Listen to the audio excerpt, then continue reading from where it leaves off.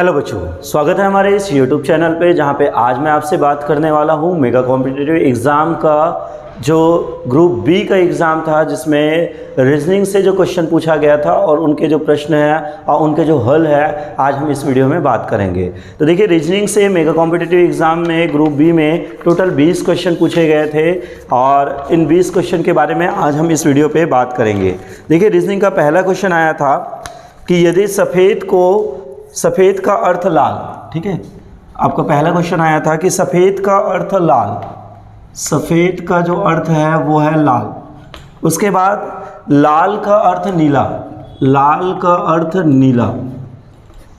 उसके बाद बोला था नीला का अर्थ काला, नीला का अर्थ काला। और बोला था कि काला का अर्थ पीला, काला का अर्थ पीला। हो तो कौवा का रंग होगा, हो तो कौवा का रंग होता है, ठीक है। यहाँ पे देखो, एक सांकेतिक भाषा का क्वेश्चन था, कूट भाषा का क्वेश्चन था कि किसी को सांकेतिक भाषा में सफ़ेद को लाल, लाल को नीला, नीला को काला, काला को पीला कहा जाता है, तो कौवा का रंग होगा। आपको ऑप्शन दिया गया था, ऑप्शन ए काला, ऑप्शन बी दिया गया था आपको पीला, ऑप्शन सी आपको दिया गया था नीला, ऑप्शन डी आपको दिया गया था हरा। अब देखिए, इसका जो उत्तर है वो क्या होगा, कौवा का जो एक्चुअल रंग होता है वो क्या होता है, काला, कौवा काला होता है। लेकिन इसका उत्तर काला नहीं आएगा। क्यों काला नहीं आएगा? क्योंकि इस भाषा में काला को क्या बोला जा रहा है, पीला। तो इसका उत्तर आएगा कौवा का रंग काला होता है, जिसे यहाँ पे क्या बोला जा रहा है, पीला। तो यदि आपने इसका आंसर पीला लिखा है तो आपको सही नंबर मिलेंगे, नहीं तो आपके नंबर कट सकते हैं। उसके बाद आपका अगला क्वेश्चन था, क्वेश्चन नंबर दूसरा, कि एक पंक्ति में सुरेश 11वें स्थान में, ठीक है, सुरेश जो है पंक्ति में शुरुआत से जाते हैं तो 11वां स्थान, ठीक है, और उसके बाद अंत से वो 12वां स्थान में खड़ा है। यदि इधर से आते हैं तो वो है 12वां स्थान, अंत से यदि आता है तो वो 12वां स्थान, ठीक है। देखो, सुरेश जो है वो प्रारंभ से 11वें स्थान पे खड़ा है और अंत से यदि काउंट करें तो वो 12वें स्थान पे है। क्वेश्चन बोलता है कि बताओ उस पंक्ति में कितने छात्र खड़े हैं, ठीक है। यहाँ पे आपको ऑप्शन दिया था, ऑप्शन ए 22, ऑप्शन बी आपका दिया गया था 23, ऑप्शन सी आपका दिया गया था 12 और ऑप्शन डी आपका दिया गया था 24, ठीक है। तो इस सवाल का हल क्या होगा, तो मैंने इसका वीडियो बना दिया कि ऐसे सवाल को कैसे हल करते हैं। देखिए, सुरेश पहले से 11वां, अंतिम से 12वां स्थान पे, मतलब दोनों को यदि जोड़ता हूं तो 11 और 22 कितना हो जाएगा, 23। लेकिन दोनों तरफ से सुरेश है तो सुरेश 2 बार तो नहीं हो सकता, सुरेश होगा 1 बार, तो यहाँ पे 2 बार है तो आप 1 घटा दो, तो 23 में 1 घटा दो, मतलब इसका उत्तर आएगा क्या, 22। ये इसका आंसर आएगा 22, ठीक है। तो यदि आपने इसका आंसर 22 लिखा तो आपका आंसर सही रहेगा। उसके बाद रीजनिंग से आपका अगला क्वेश्चन आया था कि दिए गए विकल्प में उसे चुनिए जो अनुक्रम को पूरा करता है। आपको एक सीरीज दिया गया था 2, 5, 9 क्वेश्चन मार्क, उसके बाद 20 और 27, ठीक है। और हमको बोला गया था कि इस क्वेश्चन मार्क में यहाँ पे क्या आएगा जो इस अनुक्रम को पूरा करेगा। तो इसमें आपके ऑप्शन दिए गए थे, आपके टोटल 4 ऑप्शन दिए गए थे। ए आपका था 14, बी आपका था 16, सी आपका था 18 और डी आपका क्या है 12, ठीक है। तो इसका उत्तर क्या आएगा, तो इसका उत्तर है, देखो, अनुक्रम कभी भी दिया जाए, सीरीज का क्वेश्चन है तो आपको देखना है कि इसमें क्या चीज़ है। जैसे 2 से 5 कैसे हुआ, तो 2 में 3 जोड़ेंगे तो 5 आएगा। उसके बाद 5 से 9 कैसे हुआ, तो 5 में 4 जोड़ोगे तो 9 आएगा। तो 9 से अगला क्या होगा, तो देखो 3 जोड़ा, 4 जोड़ा, तो अगला 5 जोड़ के देखो, 9 में 5 जोड़ो तो क्या हो जाएगा 14। और उसके बाद यदि ये 14 होता है तो अगला में अपन क्या जोड़ेंगे 6, तो 14 में यदि मैं 6 जोड़ता हूँ तो 20 आ रहा है, मतलब यहाँ पे जो उत्तर है वो आपका क्या आएगा 14। अनुक्रम का मतलब ये होता है कि ये एक क्रम में है जो क्या किस कंडीशन को ले रहा है और उसको आपको देखना रहता है, ठीक है। तो यहाँ पे आपका उत्तर आएगा क्या, 14 नंबर। रीजनिंग का आपका अगला क्वेश्चन था कि शब्दों का सार्थक क्रम, इसका भी मैंने एक वीडियो बना दिया था। शब्दों का सार्थक क्रम लिखिए। महासागर, ऑप्शन ए, पहला नंबर महासागर था, दूसरा आपका तालाब था और तीसरा आपका है नदी और चौथा आपका है समुद्र। अब इसमें आपको शब्दों का सार्थक क्रम आपको चुनना था। इसमें आपको 4 ऑप्शन दिया गया था, पहला 1 3 2 4, बी आपका दिया गया था 1 4 3 2, ठीक है, सी आपका दिया गया था 2 3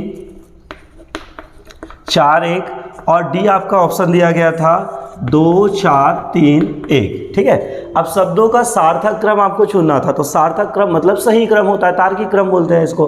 तो देखिए यहाँ पे क्या होता है, इसको बढ़ते क्रम में देखा जाए तो सबसे छोटा जो होता है वो तालाब होता है, तो तालाब का क्रम क्या हो गया 2 दिया गया है। उसके बाद तालाब से बड़ा क्या होता है नदी, तो 2 के बाद क्या हो गया नदी, तो 2 उसके बाद 3, 2 उसके बाद 3, ये वाला आपका ऑप्शन आएगा, ठीक है, ऑप्शन नंबर सी। उसके आगे भी बढ़ा सकते हो, नदी से बड़ा क्या होता है समुद्र, ठीक है, और समुद्र से बड़ा क्या होता है आपका महासागर, ठीक है। तो ये आपका उत्तर आ रहा है 2 3 4 1, 2 3 4 1, ठीक है। तो इस तरह से ये इसका आंसर आएगा, है ना। आप आंसर बिल्कुल मिलान कीजिए, अपना आंसर मैच कर लीजिए कि आपको भी पता चल जाए कि आपने कितना सवाल हल किया, और आपको एक तरीका पता चल जाए कि ऐसे सवाल यदि भविष्य में कोई भी क्वेश्चन में पूछा जाता है तो हम उसको कैसे बनाएंगे। देखिए उसके बाद अगला क्वेश्चन आया था कि निम्न विकल्प में सही संबंध चुनिए, ठीक है, संबंधित शब्द चुनिए। इसमें आपका क्वेश्चन आया था कि शिक्षक है अनुपात, ठीक है, शिक्षक अनुपात स्कूल समान अनुपात नर्स अनुपात, आपको क्वेश्चन मार्क दिया गया था, ठीक है। और इसमें आपको ऑप्शन दिया गया था ए डॉक्टर, आपका ऑप्शन दिया गया था, बी आपका दिया गया था रोगी, सी आपका दिया गया था अस्पताल, और डी आपका दिया गया था सी आपका दिया गया था दवाई, और डी आपका दिया गया था अस्पताल। अब देखिए यहाँ पे आपको यहाँ पे ट्रिक देखना है कि यहाँ पे क्या बोल रहा है। देखिए शिक्षक जो है वो स्कूल, अब शिक्षक और स्कूल का रिलेशन बता रहा है, तो शिक्षक जो है वो स्कूल जाता है, ठीक है, शिक्षक स्कूल जाता है। तो नर्स कहाँ जाते हैं, तो नर्स कहाँ जाता है, तो नर्स जो है वो कहाँ पे जाएंगे अस्पताल, मतलब इसका जो आंसर है वो क्या चीज आएगा आपका डी आंसर, ठीक है। तो शिक्षक जो है वो स्कूल जाता है, तो नर्स कहाँ पे जाते हैं अस्पताल, दवाई के पास, रोगी के पास, या डॉक्टर नहीं अस्पताल में जाते हैं, अस्पताल में उनको दवाई रोगी डॉक्टर सब मिलते हैं, ठीक है। तो इसका जो सही आंसर है वो आएगा आपका क्या अस्पताल। उसके बाद आपका एक क्वेश्चन आया था m = 13 और MAT = आपका दिया है 34, तो WAX = क्वेश्चन मार्क। इसका मैंने वीडियो बना दिया है, आप इसको वीडियो पूरा डिटेल जाके हमारे चैनल में देख सकते हैं, और इसके लिए आपको चैनल को सब्सक्राइब करना पड़ेगा। चैनल को सब्सक्राइब कर लीजिए ताकि आप तक ऐसे वीडियो आते रहें, ठीक है। अब देखिए इसमें आपको ऑप्शन दिया गया था, ऑप्शन ए 47, ऑप्शन बी आपको दिया गया था 25, ऑप्शन सी आपका दिया गया था 48, और ऑप्शन डी आपका दिया गया है 23। अब देखिए ऐसे सवाल में कैसे हल करते हैं, तो मैंने वीडियो में आपको बता दिया है, इसका पूरा डिटेल वीडियो देख सकते हैं। इसमें क्या करते हैं अल्फ़ाबेटिकल लिखा जाता है, जैसे ABCD जब लिखा जाता है तो ABCD में M का नंबर क्या होता है 13वां नंबर, ठीक है। M का नंबर कहाँ पे होता है 13वां, तो M का प्लेस 13वां, ठीक है, M का स्थान क्या है 13वां। MAT, तो देखो MAT, तो M का स्थान जो होता है वो 13 होता है, A का स्थान जो होता है वो पहला नंबर होता है, और T का स्थान जो होता है वो होता है 20वां नंबर, ठीक है। अब यदि इनको तीनों को जोड़ देते हैं तो क्या होगा 13 1 क्या हो जाएगा 14, 14 और 20 क्या हो जाएगा 24, ठीक है। 14 और 20 कितना हो जाएगा आपका 34। तो हमको देखो मैट को क्या दिया गया था 34, तीनों को जोड़ना पड़ा। अब क्वेश्चन क्या बोलता है कि WAX बराबर क्या होगा, तो W का स्थान क्या होता है, तो W का स्थान होता है 23, ठीक है। A का स्थान क्या होता है 1, और X का स्थान क्या होता है 24, तो 23 और 1 24, 24 और 24 कितना हो जाएगा आपका 48। मतलब दिए गए आंसर का उत्तर आएगा क्या सी नंबर 48, ठीक है। तो इस तरह से क्वेश्चन को बनाते हैं। तो आप ये क्वेश्चन का डिटेल वीडियो आप हमारे चैनल में जाकर देख सकते हैं, चैनल में इसका पूरा डिटेल वीडियो आपको मिल जाएगा। ये आंसर की है तो थोड़ा फास्ट मैं बता रहा हूँ ताकि कम समय में मैं पूरा आंसर की आपको बता दूँ, नहीं तो वीडियो ज़्यादा लंबा होगा तो आप भी बोर हो जाओगे। चलिए नेक्स्ट क्वेश्चन आया था आपका रीजनिंग से कि वह शब्द चुनिए जो दिए गए शब्द के अक्षर से बनाए जा सकते हैं। ठीक है, वह शब्द चुनिए जो दिए गए शब्द के अक्षर से बनाए जाते हैं। आपको वर्ड दिया गया था रिमेंबरिंग। ठीक है, रिमेंबरिंग,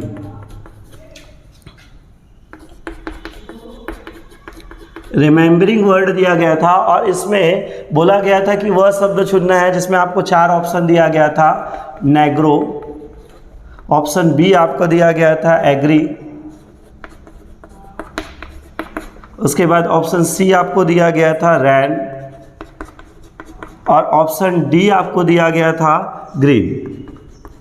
अब आपको वह शब्द चुनना था जो दिए गए शब्द से बनाए जा सकते हैं। इससे वह शब्द चुनना था कि इनमें से कोई एक शब्द बनाया जा सकता है। तो इसका भी मैं एक पूरा वीडियो आपको चैनल पे डाल दिया हूँ, आप इसका डिटेल वीडियो देख सकते हैं। मैं यहाँ पे आपको बता देता हूँ। देखो, इससे बनाए जा सकते हैं। तो क्या नेग्रो बन सकता है? तो देखो, नेग्रो में ओ है और रिमेंबरिंग में कहीं भी ओ नहीं है, मतलब ये शब्द नहीं बनाए जा सकते।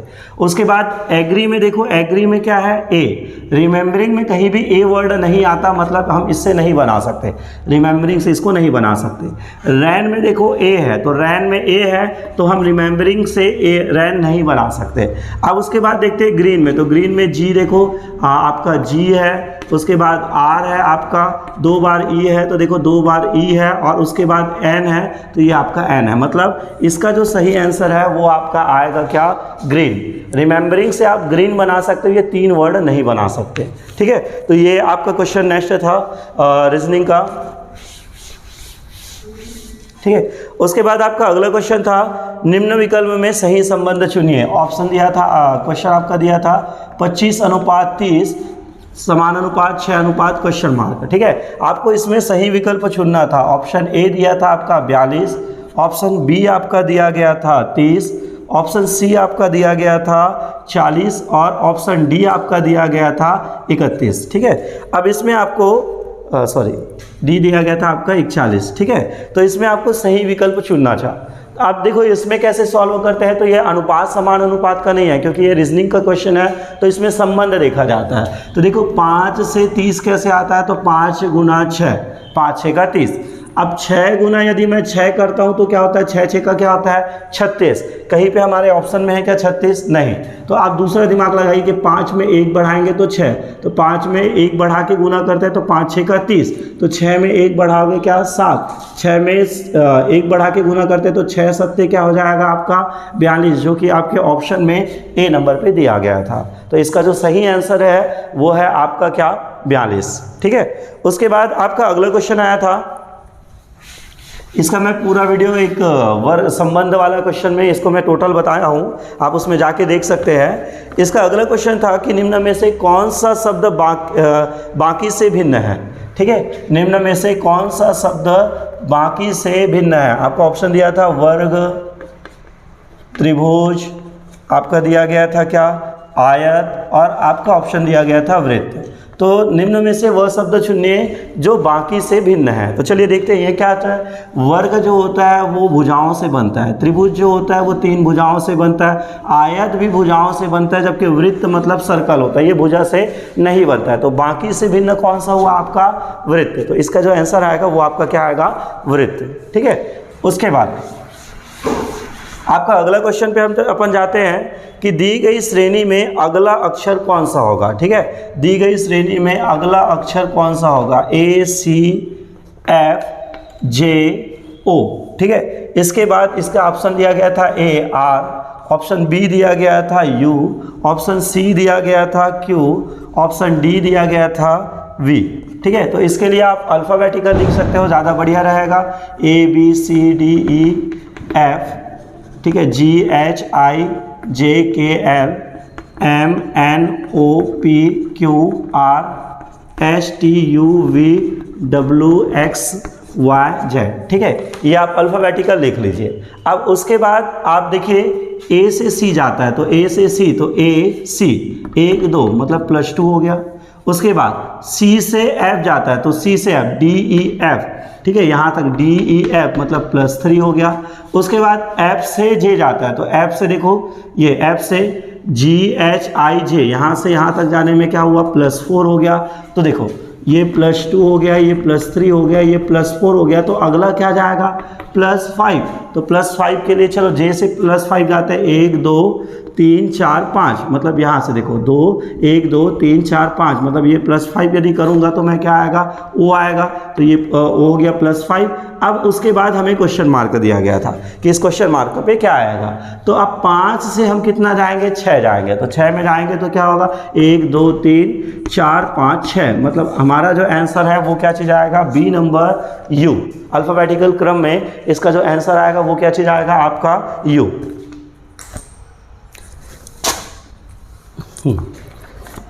उसके बाद आपका रीजनिंग का अगला जो क्वेश्चन था, देखिए वीडियो थोड़ा फास्ट है क्योंकि मैं आपको पूरा रीजनिंग का क्वेश्चन बताऊंगा, नहीं तो वीडियो बहुत लंबा बन जाएगा। आराम से यदि मैं बनाऊंगा, यदि आपको आराम से समझना है, इस सारे सवालों को टॉपिक वाइज समझना है, तो आप हमारे चैनल को सब्सक्राइब जरूर कीजिए, ताकि आपको इस तरह से बिल्कुल वीडियो मिलते रहे। और आपको ये भी ध्यान में रखना है कि कोई भी कॉम्पिटिशन एग्जाम की तैयारी के लिए आपको पढ़ना पड़ेगा और पहले से तैयार होना है, ना कि एक दिन में आपको जाके एग्जाम दिलाना है। तो चलिए नेक्स्ट क्वेश्चन पे आते हैं कि किसी माह के 10 तारीख को शुक्रवार पड़ता है, ठीक है, 10 तारीख को शुक्रवार पड़ता है, किसी माह का 10 तारीख को शुक्रवार पड़ता है। तो क्वेश्चन आपको पूछा गया था क्या, कि उसी महीने को 25 तारीख को कौन सा दिन पड़ेगा, ठीक है, 25 तारीख को कौन सा दिन पड़ेगा।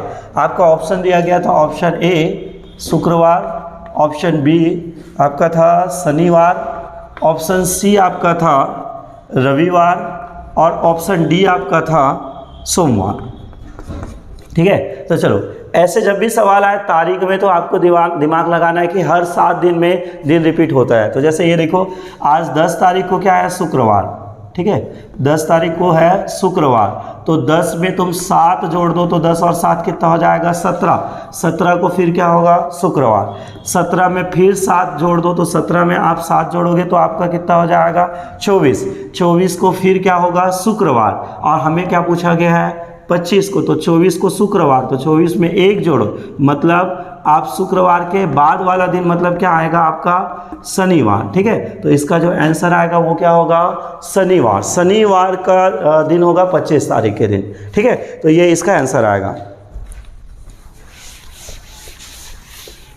उसके बाद आपका अगला जो क्वेश्चन आया था कि उमेश सतीश से लंबा है, सुरेश नीरज से छोटा है। देखो, उमेश, इसका भी मैंने वीडियो बना दिया था, उमेश सतीश से लंबा है, ठीक है, और ये उमेश सतीश से लंबा है, ठीक है, और बोलता है सुरेश नीरज से छोटा है किंतु उमेश से लंबा है, ठीक है, उमेश से लंबा है ना। बताओ इनमें से सबसे लंबा कौन है, तो आपको ऑप्शन दिया गया था सबसे लंबा कौन है ना, ठीक है, सबसे लंबा कौन है, ठीक है। तो इसमें आपको ऑप्शन दिया गया था ए सुरेश, ठीक है, ऑप्शन बी आपको दिया गया था नीरज, ऑप्शन सी आपको दिया गया था सतीश, और ऑप्शन डी आपको दिया गया था उमेश, ठीक है। तो इस सवाल में क्या करेंगे, बस आपको लिखना है कि उमेश सतीश से लंबा है, मतलब उमेश, ये उमेश हो गया, सतीश से लंबा है मतलब सतीश उससे छोटा रहेगा, तो ये हो गया आपका सतीश, ठीक है। उसके बाद सुरेश नीरज से छोटा है, अब सुरेश जो है वो नीरज से छोटा है, तो ये हो गया सुरेश आपका, ठीक है, ये सुरेश हो गया, और नीरज से छोटा है तो मतलब नीरज बड़ा होगा ये, ठीक है, तो ये नीरज से बड़ा है, किंतु उमेश से लंबा है, तो सुरेश उमेश से लंबा है, तो ये उमेश हो गया, ठीक है। तो उस सॉरी ये उमेश है, तो उमेश से सुरेश लंबा होगा ये, ठीक है, और उससे लंबा कौन होगा, नीरज होगा। देखो, उमेश सतीश से लंबा है, सुरेश नीरज से छोटा है मतलब नीरज बड़ा होगा, लेकिन उमेश से लंबा है, तो देखो उमेश से लंबा है सुरेश, तो इसका सबसे बड़ा भी इसमें कौन सा आंसर आएगा, आपका नीरज, ठीक है। इसका जो आंसर आएगा वो आपका आएगा क्या, नीरज। यदि आपने नीरज लिखा है तो आपको नंबर मिलेंगे। उसके बाद आपका अगला क्वेश्चन आया था कि दी गई आकृति में कुल कितने त्रिभुज है, ठीक है। आपको ये आकृति दिया गया था, इस आकृति में आपको बताना था कुल कितने त्रिभुज है, ठीक है। इसमें आपको ऑप्शन दिया गया था ए 3, ऑप्शन बी दिया गया था 4, ऑप्शन सी दिया गया था 5, और ऑप्शन डी दिया गया था 6। ठीक है, तो इसका मैंने ट्रिक बताया है क्या, 1 2 1 2, 1 और 2 को जोड़ो तो क्या हो जाएगा 3, 1 और 2 को जोड़ो तो क्या हो जाएगा 3, और 3 और 3 को जोड़ो तो क्या हो जाएगा 6। इसका जो ट्रिक मैंने बता दिया था एक वीडियो में, मैं इसका टोटल वीडियो बनाया हूँ, इसको आप देख सकते हैं। तो इसका जो उत्तर आएगा वो क्या चीज़ आएगा आपका 6। ठीक है, उसके बाद आपका अगला क्वेश्चन आया था, उसके बाद आपका अगला क्वेश्चन आया था कि विक्की विनोद का पुत्र है। ठीक है, विक्की जो है वो विनोद का पुत्र है। ठीक है, विक्की विनोद का पुत्र है, ये मतलब विक्की क्या हो जाएगा उसके पिताजी हो जाएगा, सॉरी विनोद क्या हो जाएगा उसके पिताजी होगा। विक्की विनोद का पुत्र है, विनोद और विशाल भाई है, तो विनोद और विशाल, ठीक है, ये दोनों क्या चीज़ है, भाई है, विनोद और विशाल भाई है। आपको क्वेश्चन पूछा गया था विक्की विशाल का कौन है, विक्की जो है, ठीक है, वो विशाल का कौन है, तो विशाल का विक्की क्या लगेगा, तो देखो पिता के भाई को क्या बोलते हैं, चाचा, और चाचा तो ये इसका विक्की क्या लगेगा, तो ये लगेगा उसका क्या, भतीजा। ठीक है, तो यहाँ पे उत्तर जो आएगा आपका आंसर क्या आएगा, भतीजा, जो आपके ब नंबर ऑप्शन पे दिया गया था, भतीजा। ठीक है, इसका ऑप्शन मैं नहीं बताया, इसका जो आंसर आएगा वो डायरेक्ट आप बता देते हैं, भतीजा आएगा। ठीक है, उसके बाद आपको अगला क्वेश्चन आया था कि एक व्यक्ति दक्षिण दिशा की ओर चलता है, तो मैंने दिशा से रिलेटेड भी वीडियो बना दिया है कि आप उसमें जाके देख सकते हैं कि दिशा का सवाल हम कैसे सॉल्व करते हैं। देखिए, जब भी दिशा का सवाल आता है तो आप पहले क्या करना, दिशा बना लीजिए। ठीक है, ये दिशा में आप उत्तर को ऊपर रख लो, ये दक्षिण हो गया, अपोजिट होते हैं। इस तरफ आप पूर्व रख लो, ये हो जाएगा आपका पश्चिम। अब बायां मुड़ना है तो इधर मुड़ोगे, बायां सभी के लिए बायां ये रहता है ना, और दायां के लिए सभी के लिए दायां ये रहता है। अब देखो क्या बोलता है कि एक व्यक्ति दक्षिण की ओर चलता है, तो दक्षिण मतलब नीचे की ओर, ये एक व्यक्ति दक्षिण की ओर चलना प्रारंभ करता है। 10 मीटर चलने के बाद, वो 10 मीटर चलता है, 10 मीटर चलने के बाद वो बाईं ओर मुड़ जाता है। अब बाईं ओर मतलब देखो ऐसा, ये बाईं ओर इधर मुड़ जाएगा वो, तो 10 मीटर चलने के बाद वह बायां ओर मुड़ जाता है, इस तरफ मुड़ गया वो। ठीक है, बाईं ओर मुड़ जाता है, और 15 मीटर चलने के बाद, अब वो 15 मीटर चलता है, बाईं ओर मुड़ने के बाद 15 मीटर चलता है, 15 मीटर चलने के बाद वह पुनः बाईं ओर मुड़ जाता है। अब देखो ये दिशा है, फिर बाईं ओर मुड़ जाता है, मतलब फिर इधर बाईं मुड़ जाएगा ये।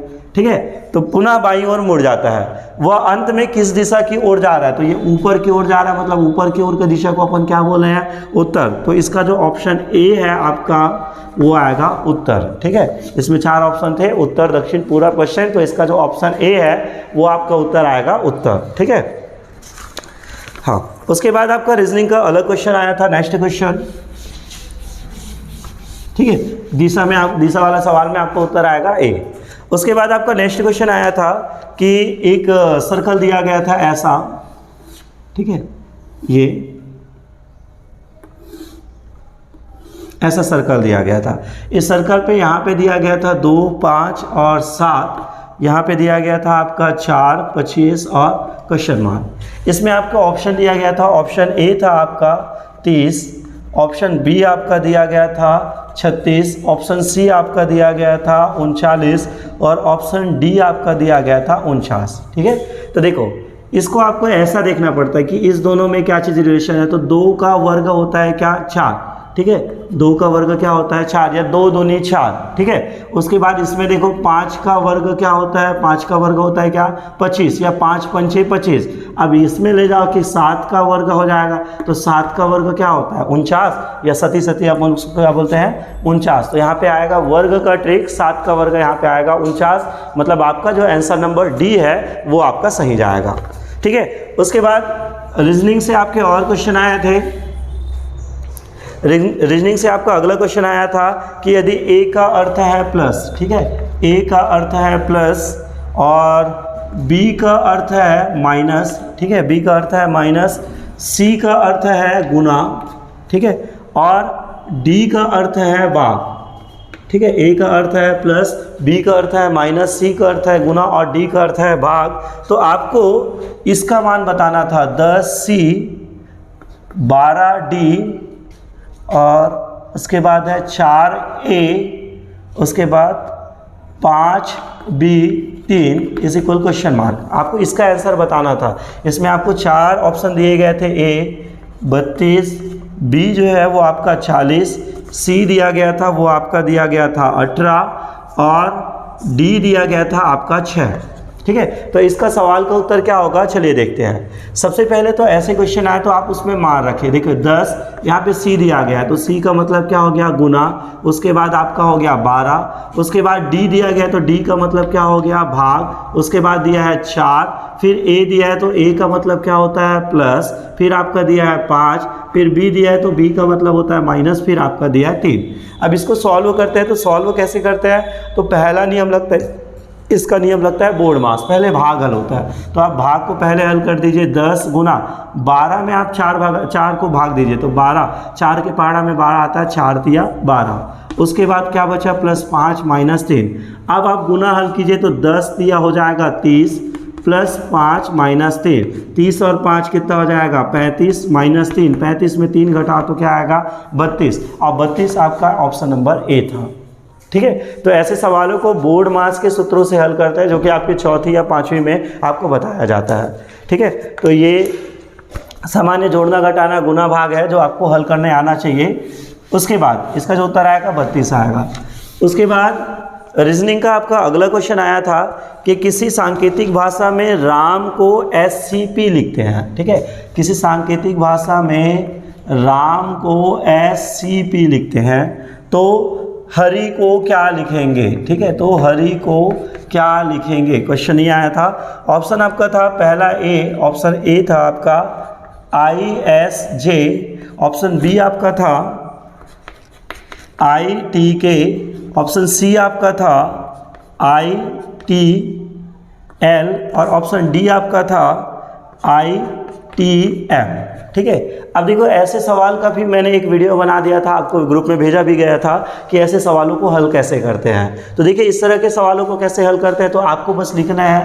पहले तो आपको राम को जो है वो कहा जा रहा है क्या, SCP। ठीक है, तो चलो R के बाद क्या होता है 1, R के बाद S आता है, A के बाद BC मतलब 2 यदि जाए तो C आता है, और M के बाद क्या आता है तो MNOP मतलब यदि हम 3 जाए तो P आता है, मतलब 1 2 और 3। तो आपको सेम करना है हरि पे। हरि मतलब HRI, इसमें आपको ले जाना है क्या 1 2 3 मतलब +1 +2 +3। तो H के बाद क्या आता है, तो H के बाद आता है I, +1 I हो गया, तो I तो चारों ऑप्शन में थे। R के बाद क्या आता है, तो R के बाद आता है RST, यदि मैं +2 जाऊँ तो ST, तो T है, T भी ये तीनों ऑप्शन में है। उसके बाद I के बाद क्या आता है, तो 3 यदि जाएंगे तो I के बाद क्या आता है JKL मतलब ITL इसका आंसर आएगा, जो कि हमारा ऑप्शन नंबर किस में था, C। इसका जो उत्तर आएगा वो आएगा आपका ITL। ठीक है, तो ये आपका अगला क्वेश्चन था रीजनिंग से। और उसके बाद रीजनिंग से आपका अगला क्वेश्चन आया था, जिस प्रकार चश्मा संबंध है आँख से। ठीक है, देखो चश्मा संबंधित है किससे, आँख से। ठीक है, तो उसी प्रकार घड़ी संबंध है, घड़ी है वो संबंधित है। ठीक है, चश्मा का संबंध आँख से है तो घड़ी का संबंध क्वेश्चन मार्क आपको दिया गया था। ऑप्शन ए आपको दिया गया था क्या, हाथ। ऑप्शन बी आपको दिया गया था क्या, समय। ऑप्शन सी आपको दिया गया था क्या, कलाई। ऑप्शन डी आपको दिया गया था क्या, दिन। ठीक है, अब देखिए चश्मा जो है उसको आँख में पहना जाता है, आँख के ऊपर पहना जाता है, तो चश्मा जो होता है वो आपका आँख से संबंध है, चश्मा को आँख में पहनते हैं। अब घड़ी को कहाँ पहनते हैं, तो घड़ी में हाथ लिखा गया है, घड़ी को ज़्यादातर हाथ या कलाई बोलते हैं। तो अब हाथ या कलाई में कौन सा ऑप्शन आएगा, तो हाथ जो होता है वो पूरा हिस्से को बोलते हैं, उसमें अंगुलियाँ भी आ जाते हैं, भुजा भी आ जाता है, सभी आ जाते हैं, और कलाई सिर्फ ये हिस्से को बोला जाता है। तो घड़ी जो है वो प्रॉपर कलाई में पहना जाता है, तो इसमें हाथ ना लिख के इसका जो आंसर आएगा वो आपका क्या आएगा, कलाई। ठीक है, तो इसका आंसर आएगा कलाई। उसके बाद आपका रीजनिंग से आखिरी क्वेश्चन था, ग्रुप बी का आखिरी क्वेश्चन आपका था कि लुप्त संख्या ज्ञात कीजिए। ठीक है, लुप्त संख्या ज्ञात कीजिए। आपको एक अवयव दिया गया था ये इस तरह से। ठीक है, लुप्त संख्या ज्ञात कीजिए, जिसमें था आपका 5 12 3, उसके बाद आपका दिया गया था 2 14 7, और उसके बाद दिया गया था 6, 3 यहाँ पे क्वेश्चन मार्क, है ना। इसमें आपको लुप्त संख्या ज्ञात करना है। ऑप्शन ए दिया था आपका 12, ऑप्शन बी आपका दिया गया था 9, ऑप्शन सी आपका दिया गया था 18, ऑप्शन डी आपका दिया गया था 15। ठीक है, तो इसमें लुप्त संख्या ज्ञात करना है। तो लुप्त संख्या कैसे ज्ञात करना है, देखिए इन दोनों से ये वाला ज्ञात करना है। तो इससे पहले आप बाकी में देखिए, इन दोनों से देखिए 5 यहाँ पे आपका 15 था ना, ठीक है। ये देखो 5 तिया क्या होता है 15, 5 गुना 3 करता हूँ मैं तो 15 आता है। 2 गुना मैं यदि 7 करता हूँ तो क्या आता है 14 आता है। तो यहाँ पे भी कर दो 6 गुना 3 कर दो तो आपको आ जाएगा 6 तिया क्या 18, आपका ये आंसर आ जाएगा। ठीक है, तो ये थे पूरे रीजनिंग के सवाल 1 से लेके 20 तक का जो रीजनिंग का जो क्वेश्चन आया था उसको मैंने इस वीडियो में आपको बता दिया है। आप अपने क्वेश्चन सेट के साथ आंसर का मिलान जरूर कीजिए कि आपने कितना आंसर सही बनाया। इसमें नेगेटिव मार्क भी था, मतलब यदि आपके 3 उत्तर गलत होते हैं तो आपके 4 नंबर कटेंगे 3 गलत उत्तर के, और 1/3 के हिसाब से आपका 1 नंबर एक्स्ट्रा काटा जाएगा। ठीक है, तो आप मिलान कर लीजिए कि आप इसमें कितना सही बनाए हैं, इसको आप बिल्कुल मिलान कीजिए।